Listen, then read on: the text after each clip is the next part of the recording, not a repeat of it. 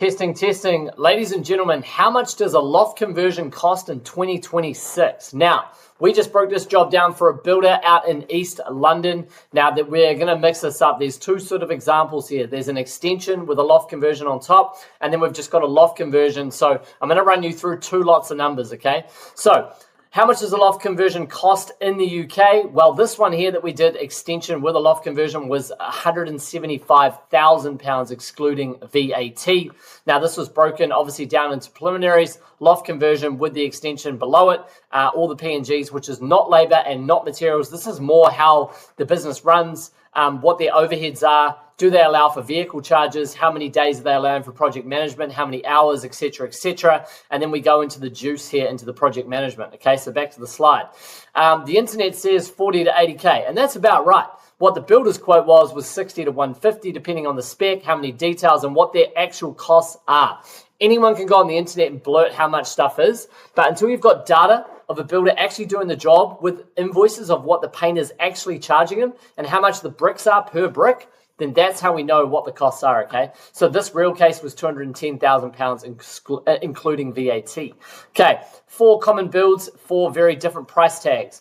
Velux loft conversions, 30 to 45K, roof lights only, no real big shape change, more just like an interior cosmetic refurb. New bathroom, new flooring, new wall coverings, a little bit of roof alteration work, and putting a Velux skylight in.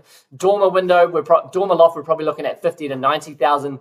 Box extension off the rear roof, by far the most common in UK terraces and semis. Program 8 to 12 weeks. The standard Velux conversion is probably 4 to 6 weeks, okay? Hip-to-gable, 60 to 100K. Side roof vertical to upside usable floor area, often paired with a rear dormer. So this project here was a rear extension with the loft conversion on top, okay? So we had 46 square meters on the bottom and then a loft on top. So that's why it was quite a bit more. And obviously that's like 2 stories. So we're allowing for 92 areas of floor area, 46 for like the ground floor area extension component, okay? And then the Mansard section, 80 to 160K, 14 to 20 weeks. Whole roof rebuild at near vertical pitch, maximum space, a lot of work. And the biggest thing with these is the defect section and tidying up on the internal of these lofts, because top of the house, contractor's got to come through, get up all the flights of stairs, tight, narrow spaces, minimal parking, minimal storage. There can be a lot of additional costs. And that's why we make sure in these projects, we do put a contingency, okay? So on this one, we had a £5,750 contingency, defects at the end, damaged walls, in case we have to do additional floor joists or roof joists when we rip off wall linings and do what we've got to do. We always account for more sort of contingency costs because we understand costs can blow out, but we want to make sure homeowners are getting a good deal all the time, okay? So roof lights only, no shape change, typical all budget, all in, 30 to 45,000 pounds. Insulation, plasterboard, flooring, staircase, 2 to 4 Velux roof lights, electrics and decoration, no external structural change. That's roughly what you'll look at, and the builder will be out in and out within 4 to 6 weeks, okay? Most off the rear, most common UK loft here, 50 to 90,000 pounds. Obviously steel beams, new floor joists, a little bit more complex here, a little bit more work, propping, structural works, engineer design, etc., etc. Box dormer, dialed cheeks, flat roof, and then the fit out, usually a bedroom, ensuite, and storage. So that's how we'd break that down, okay? So when you need real floor area and real structural work, Hip-to-gable, 60 to 100,000 pounds, Mansard, 80 to 160,000 pounds. So this would sort of suit the end of terrace semis detached. Program 10 to 14 weeks, and then 14 to 20 weeks for the Mansard, all right? So this is kind of how we'd look at it, like London typical, 2.2 to 3.2K a square meter. Southwest London, average spec, obviously for this was an extension and a loft conversion, 3,812 a spec. But as you can imagine, the more we get out of London, the costs drop a little bit. Depending on the building company that you're contracting, if they're central London based using their guys but traveling out, you're still going to get hit with those rates. So if you want to do outside the rest of UK, then you could see it dropping from 1,500 to 2.4K. All right, so obviously, our job is when we go through these projects, we measure them out and we look at everything like breakout, existing paving and extension footprint, 16 hours at £40 an hour. We allow for excavation. Then we break it down into zones. So concrete works, we've got the ground floor build up, strip foundations, and within each individual concrete work section, we have the strip works, then the ground floor build up, then we've got materials and the labor in there. So it's the easiest way to back cost your project, all right? And it makes it simple for the builder, okay? Why a real London loft can sit well above other headline averages. Velux loft, obviously 1,200 to 1,800 pounds.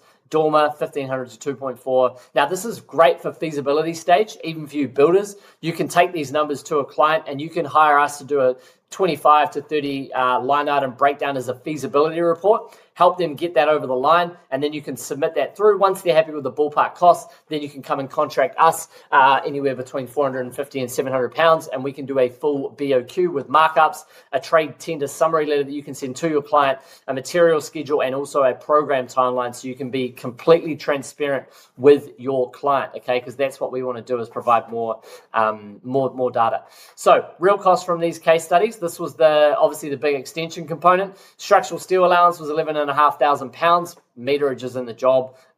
We could probably find that if we really, really wanted to. As we go on here, so we've got all the breakdowns for everything. It's general carpenter. Anyway, back to this. Roofing, we had 15,475 specs in the sheets. Element joinery windows. Brick and block work, 23,000. Electrical services, 5.3. No full rewire, just first and second fix.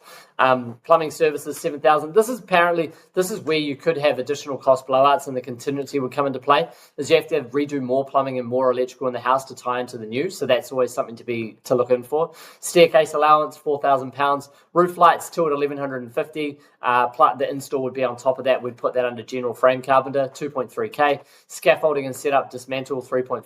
Skips, 5 times 380, 1,900. Okay. Often allowed under permitted development, often not always. PD volume allowance up to 40 pounds of additional roof volume for terraces, 50 square meters for semis and detached, measured above the original roof. Conservation areas, flats, A&OBs, listed buildings, most man yards, anything exceeding this PD volume, anything in the front of the slope stage, anything on a flat. Rule of thumb, always check before design and add this into your cost allowances as well, okay? Even when planning isn't required, building regs always are. Structure, insulation, fire escape, stairs, ventilations, no PD, no rules. Check the rules. A clear answer with caveats. Typically 15 to 20% of we add to a UK home value when it adds in a bed and a bath. So obviously that's great for like resale value, and if it goes from a 2-bedroom to a 3-bedroom or a 2-bathroom to a 3-bathroom. Stamp duty plus agent moving costs often exceed a dormer loft on the same house. So yeah, there's no average loft. Every job is different, but that's what you can use as a rough ballpark figure. That's how we break them out. That's how we give you a summary on every single job up here. As you can see, project management rate, tradesman rate, prelims, loft conversion, and then we had a utility room conversion down the bottom here. If you have recently converted a loft or built a loft, how much did you pay? Where are you? Comment down below. Thank you very much for watching. And if you want help with the QS report, client dispute, builder, looking to scale, deal with sales, marketing, and pricing, hit us up. Drop us a link below. Thank you very much.